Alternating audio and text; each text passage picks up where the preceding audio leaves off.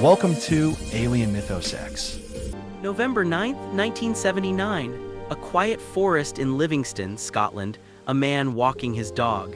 In seconds, his life changed forever. What attacked him that morning became the only UFO case in British history officially investigated as a criminal assault. Friends, today we are going to share with you one of the most terrifying close encounter cases ever documented.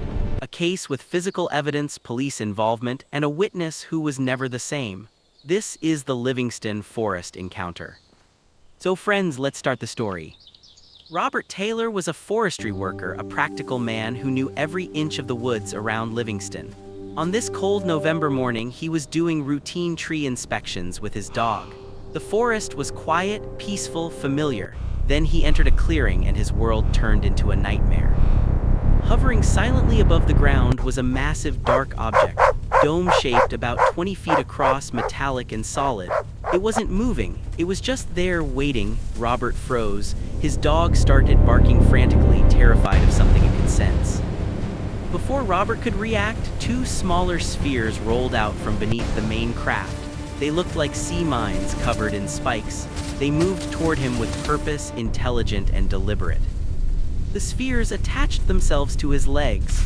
Robert felt them grip his trousers. Then they began dragging him. He tried to resist, tried to pull away, but he was being pulled toward the hovering craft. A strange smell filled the air, acrid and chemical, burning his throat. Robert struggled desperately. His dog was barking in panic. The spheres pulled harder, then everything went black. He lost consciousness. When Robert woke up, he was alone on the forest floor. The craft was gone, the spheres were gone. His dog sat nearby, whimpering and shaking. Robert tried to stand but couldn't. His legs were weak, his head was pounding. He felt sick, disoriented. He looked down and saw his work trousers were torn in strange places, ripped upward as if something had grabbed him from below. There was mud on his clothes, scratches on his legs, but he couldn't remember how he got them.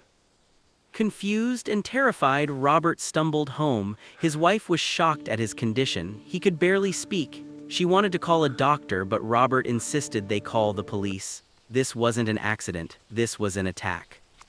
The police arrived and took his statement seriously. Officers went to the forest clearing. What they found made them file an official crime report. Ground marks where the craft had hovered, ladder-like impressions in the soil.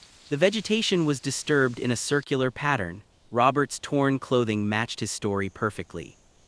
A doctor examined Robert. He had injuries consistent with being dragged, a strange rash on his skin. The acrid smell still lingered on his clothes. Medical tests showed he was in shock, genuinely traumatized. The case was officially logged as a criminal assault. With a knife over there. The only Right. problem, Secure the no scene. human suspect. No conventional explanation, just physical evidence that something had attacked Robert Taylor in that forest. All right, son. For the What's rest of happened his here? life, A man Robert with a never knife changed over there. his story. Right. He Secure the avoided scene. that forest clearing. He couldn't explain what happened, but he knew it was real. The police knew it was real. The evidence proved it was real. What was that craft in the Scottish forest? What were those spiked spheres? And why did they attack Robert Taylor? This is the Livingston Forest encounter, only on Alien Mythos X.